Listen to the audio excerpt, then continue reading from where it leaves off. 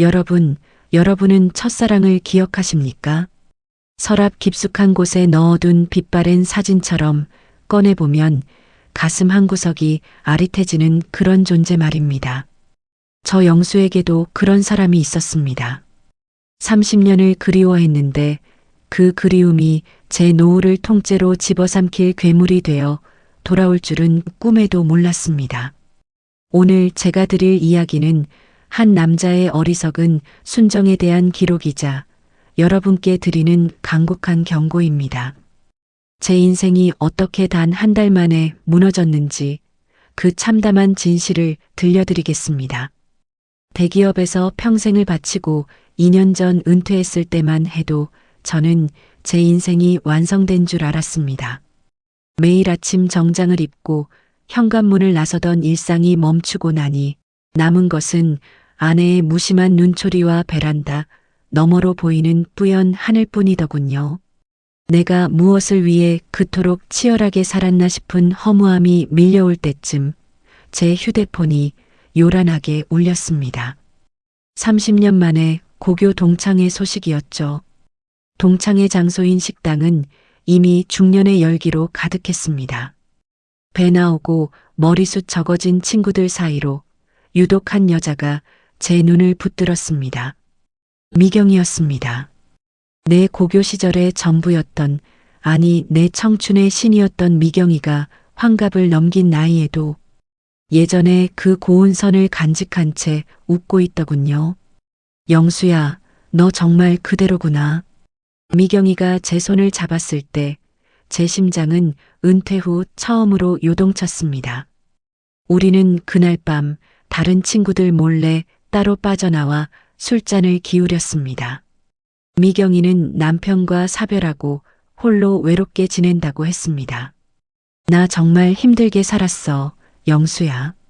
그 말에 저는 마치 30년 전으로 돌아간 소년처럼 그녀를 지켜주고 싶다는 강렬한 욕망에 휩싸였습니다. 우리의 만남은 곧 일상이 되었습니다. 아내에게는 옛 친구들과 바둑을 두러 간다고 거짓말을 하고 미경이와 근교 바다로 드라이브를 갔습니다. 미경이는 제 어깨에 머리를 기대며 속삭였습니다.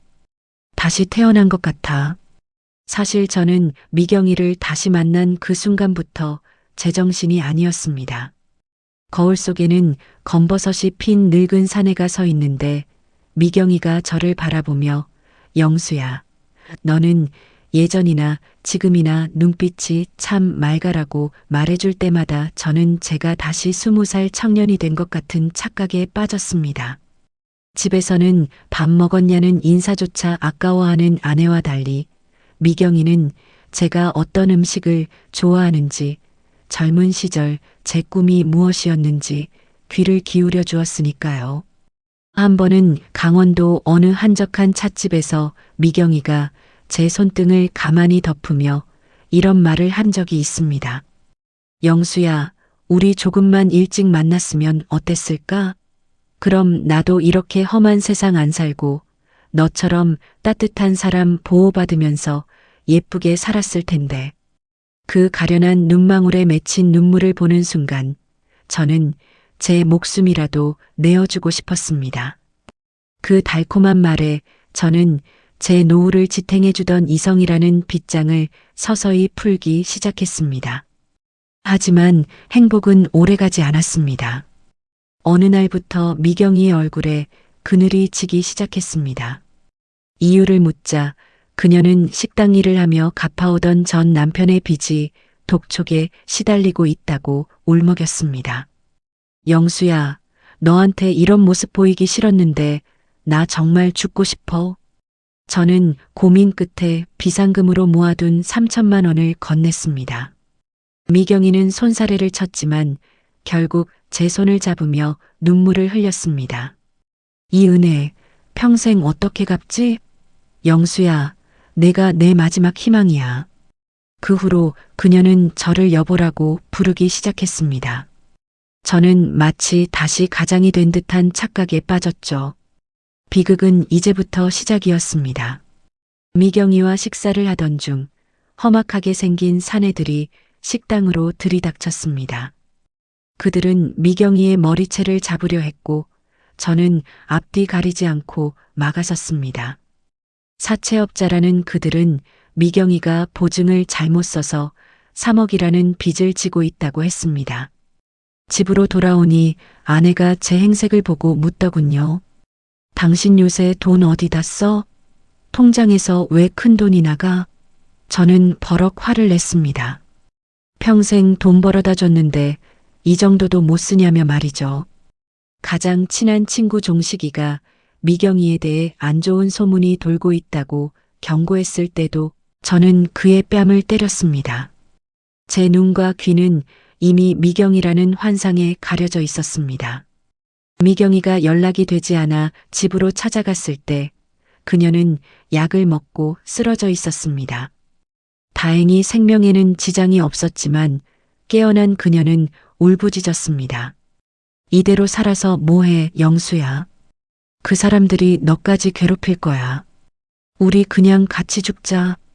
사랑하는 여자가 죽어가는 꼴을 볼 수 없었던 저는 결국 금기된 선택을 합니다. 우리가 평생 일궈온 유일한 재산, 아파트를 담보로 대출을 받기로 한 겁니다. 아내 몰래 인감도장을 들고 은행으로 향할 때 손이 떨렸지만 미경이의 너와 멀리 가서 평범하게 살고 싶다는 속삭임이 저를 밀어붙였습니다. 은행에서 거금을 대출받아 나오던 날, 제 손은 눈에 띄게 떨리고 있었습니다. 평생을 성실하게 일해 마련한 내 가족의 울타리를 제 손으로 무너뜨리고 있다는 공포가 엄습했죠. 하지만 휴대폰 화면에 뜬 미경이의 메시지, 여보, 기다릴게.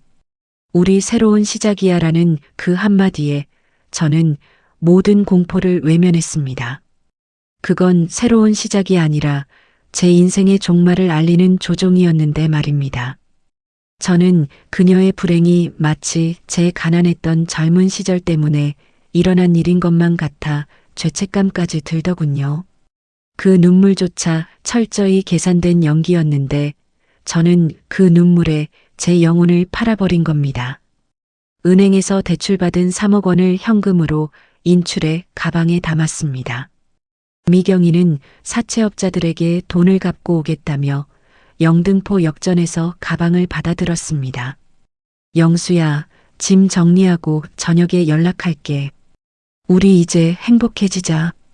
그녀의 마지막 입맞춤은 너무나 따뜻했습니다. 저는 저녁 내내 휴대폰만 바라봤습니다. 아내에게는 친구네 집에서 자고 온다고 메시지를 보냈죠.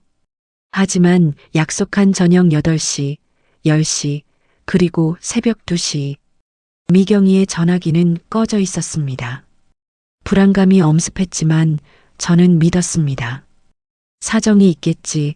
설마 내 미경이가. 날이 밝자마자 미경이가 살던 원룸으로 달려갔습니다. 하지만 주인 집 아주머니의 말은 가관이었습니다. 거기 살던 여자요? 어제 이삿짐 센터 불러서 다 나갔는데 그 여자 남편이라는 사람이랑 같이요. 남편이라니요? 사별했다던 그녀에게 남편이 있다니. 경찰서로 달려가 신고를 했습니다. 하지만 형사가 보여준 사진 속 미경이는 제가 알던 천사가 아니었습니다. 그녀는 이미 여러 명의 시니어를 상대로 사기를 친 전과 오범의 꽃뱀이었습니다. 그리고 그녀를 협박하던 사채업자는 사기 공범이자 그녀의 실제 동거인이었죠. 혼이 나간 채 집으로 돌아왔을 때 집안은 텅 비어 있었습니다. 아내는 짐을 모두 싼 채 식탁 위에 서류 한 장을 올려두었습니다. 이혼 서류였습니다. 그리고 아내가 입을 열었습니다. 당신 그 여자 만나는 거 처음부터 알고 있었어. 종식이가 말해줬거든. 당신이 정신 차리길 기다렸는데 결국 집까지 건드려? 경찰에 제보한 거 나야. 그 여자 잡히긴 하겠지만 당신 돈은 못 찾아. 이미 해외로 송금했대. 아내는 울지도 않았습니다. 그저 메마른 목소리로 제게 물었죠. 당신, 그 여자가 당신을 정말 사랑했다고 믿어? 당신의 그 늙고 초라한 육체를, 아니, 그 여자는 당신의 30년 세월을 비웃으며 돈을 세고 있을 거야. 당신이 버린 건 나뿐만이 아니라 당신 자신이야. 그 말이 날카로운 칼이 되어 제 가슴을 헤집었습니다. 그렇습니다. 저는 미경이에게 사기를 당한 것이 아니라 제 안에 숨겨진 헛된 욕망과 허영심에 사기를 당한 것이었습니다. 미경이가 남긴 낡은 일기장을 우연히 보게 되었습니다. 거기엔 이렇게 적혀 있더군요. 박영수, 여전히 멍청하고 다루기 쉽다. 30년 전에도 그 가난한 꼴이 보기 싫어버렸는데 늙어서도 순진한 척하는 꼴이라니. 이번이 마지막 크게 한탕이다. 이제 저는 아무도 없는 빈 방에서 차가운 벽을 마주하고 앉아 있습니다. 미경이의 향수 냄새가 밴 그 가짜 추억들을 하나씩 지워내며 저는 매일 밤 죽음보다 깊은 후회의 늪으로 가라앉고 있습니다. 저는 동창회가 열렸던 그 식당 앞에 멍하니 앉아 있습니다. 제 손에는 타버린 30년 전 연애편지 가루만 남아 있습니다. 여러분, 추억은 가슴에 묻었을 때만 아름다운 법입니다. 무덤에서 꺼낸 추억은 좀비가 되어 당신의 인생을 뜯어먹을지도 모릅니다. 저처럼 모든 것을 잃고 나서야 깨닫지 마시길 바랍니다. 부디 저를 비웃으셔도 좋으니 제 이야기가 여러분의 방패가 되길 간절히 바랍니다. 사실 제가 미경이에게 눈이 멀었던 건 단순히 그녀가 예뻐서가 아니었습니다. 은퇴 후 저는 마치 쓸모없는 소모품이 된 것 같은 기분이었습니다. 집에서도 사회에서도 아무도 저를 필요로 하지 않는 것 같았죠. 그때 미경이가 나타나 저를 대단한 사람인 양 치켜 세워준 겁니다. 영수야, 너 아니면 내 인생은 아무 의미 없어. 이 한마디가 제 남성으로서의 자존심을 건드렸고 저는 그 가짜 인정을 사기 위해 제 전 재산을 바친 셈입니다. 미경이와 함께 갔던 그 속초 앞바다의 파도 소리가 아직도 귀에 선합니다.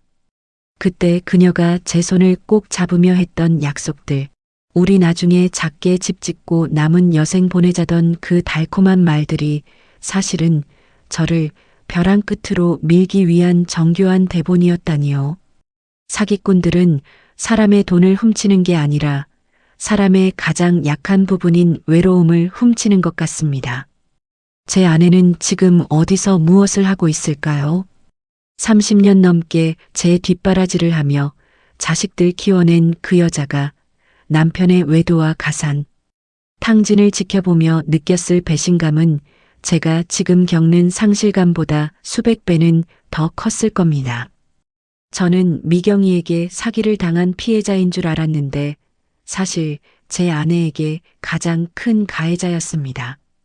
이제 저에게 남은 건 아무것도 없습니다. 아파트 대출금 이자는 숨이 막히게 조여오고 자식들은 제 전화를 받지 않습니다. 고등학교 친구들도 저를 인간 취급하지 않죠. 하루아침에 존경받는 가장에서 추잡한 늙은이로 추락한 제 모습이 거울에 비칠 때마다 저는 제 얼굴을 깨버리고 싶습니다.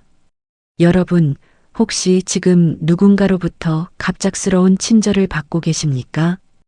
혹은 잊고 지냈던 과거의 인연이 너무나 우연히, 너무나 아름답게 나타났습니까? 의심하십시오. 또 의심하십시오. 여러분의 노후를 지켜주는 건 달콤한 첫사랑의 미소가 아니라 여러분 곁을 지키는 투박한 아내의 손마디와 성실하게 지켜온 통장 잔고입니다. 제 비극은 여기서 끝나겠지만 여러분의 인생은 지켜내셔야 합니다. 첫사랑은 가슴에 묻었을 때만 비로소 보석처럼 빛나는 법입니다. 그것을 현실로 끄집어내는 순간 여러분은 제가 겪은 이 지옥을 똑같이 마주하게 될 것입니다. 제 눈물이 여러분의 예방주사가 되기를 간절히 기도합니다. 오늘 들려드린 영수 씨의 사연, 여러분은 어떻게 들으셨나요? 화려한 은퇴 뒤에 찾아온 외로움이 어떻게 한 남자의 평생을 무너뜨리는지 그 서늘한 진실이 참으로 가슴 아프게 다가옵니다. 사랑이라는 이름으로 다가온 달콤한 유혹이 사실은 가장 날카로운 칼날이 될 수 있다는 사실을 우리는 잊지 말아야 합니다. 여러분의 노후는 안녕하신지요? 혹시 주변에 영수 씨처럼 흔들리는 분이 계신다면 이 이야기를 꼭 공유해 주시기 바랍니다. 여러분의 작은 관심과 공유가 누군가의 소중한 인생을 지키는 방패가 될 수 있습니다. 오늘 사연이 가슴에 와닿으셨다면 구독과 좋아요를 눌러주세요.